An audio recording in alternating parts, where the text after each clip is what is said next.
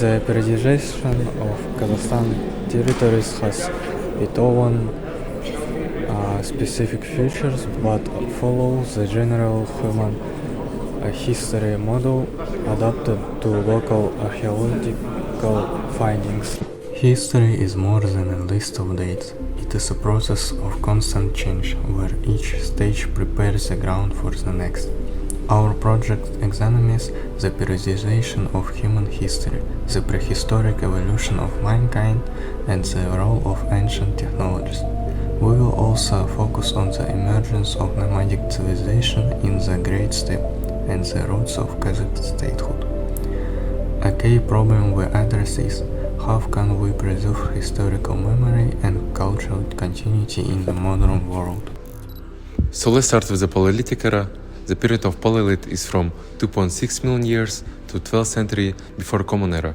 And people in Paleolith used to live in caves and they commonly used stone tools. The Paleolithic or Old Stone Age is the longest stage of prehistory. People survived by hunting and gathering, using stone tools and fire. Cave art, such as in Altamira and Kazakhstan's own petroglyphs, reveals the purest of symbolic thinking. Russian historian Lev Klein noted that the Paleolithic was not only about survival, but about the emergence of spiritual culture. Without this step, later civilizations would have been impossible.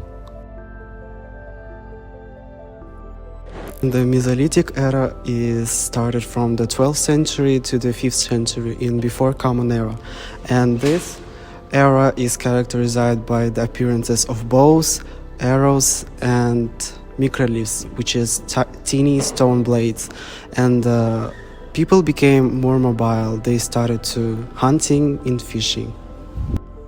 In the Mesolithic, around 12 and 8,000 years ago, the Ice Age ended. People invented bows and arrows, fishing gear, and domesticated the dog. This period, according to archaeologist Radovan, represents the training ground of human adaptability. It was short but essential for the coming Neolithic revolution. Visual, bows, fishing nets, dogs with hunters. The Neolithic will operate agriculture, animal domestication, and the pottery. The Neolithic or New Stone Age was revolutionary. Farming, herding, pottery, and weaving allowed permanent settlements. The famous archaeologist Gordon Childe called this the Neolithic Revolution, the decisive step from nature's economy to human economy. In Kazakhstan, Neolithic sites reveal that farming and herding already appeared in steppe regions, proving that the Great Steppe was part of this global transformation. In Neolith and Eneolith, there was a Butai culture that has a significant impact on that period, and one of the most used materials were copper. The Neolithic or Copper Age marked the first use of metals. The Butai culture in northern Kazakhstan became the world's first to domesticate the horse, as proven by Kazakh archaeologist Viktor Zybert. While Maria Gimbutas emphasized migration as a cause of change, Zybert argued that local innovation in the steppe played the key role. The debate shows that how archaeology is not only about artifacts, but also about interpretation. And now we are coming to the Bronze Age. And Bronze Age, there are many types of material culture, tools, and petroglyphs. The Bronze Age saw the rise of metallurgy, complex societies, and trade. The Andronovo culture in Kazakhstan built settlements, used bronze weapons, and birthed leaders with rich goods. According to Kazakh historian Kemal Akishev, the Andronovo people created the basis for nomadic civilization. Geography played a decisive role. The wide steppe encouraged mobility, herding, and the genesis of the horseman culture. Here we can see the usage of the animal style and the more common usage of the iron and gold.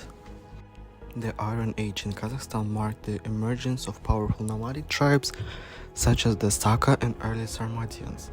Iron tools and weapons transformed agriculture, warfare, and daily life. The Saka were skilled horsemen and artisans, famous for their golden man burial found in Essek. According to archaeologist Kemal Akishev, this period reflects the rise of early Kazakh statehood and social hierarchy. The vast steppes once again shaped their culture. Mobility, horsemanship, and freedom became defining features of their identity. Visual, iron swords and arrowheads, the golden men, Saka jewelry, steppe landscapes, horseback warriors. The Sacs and Sarmatians built early state formations. Their art and treasures, such as the Issyk Golden Man, prove cultural richness. They also fought and sometimes allied with the Achaemenid Empire. Herodotus describes the Saka as the bravest and most just of all the tribes.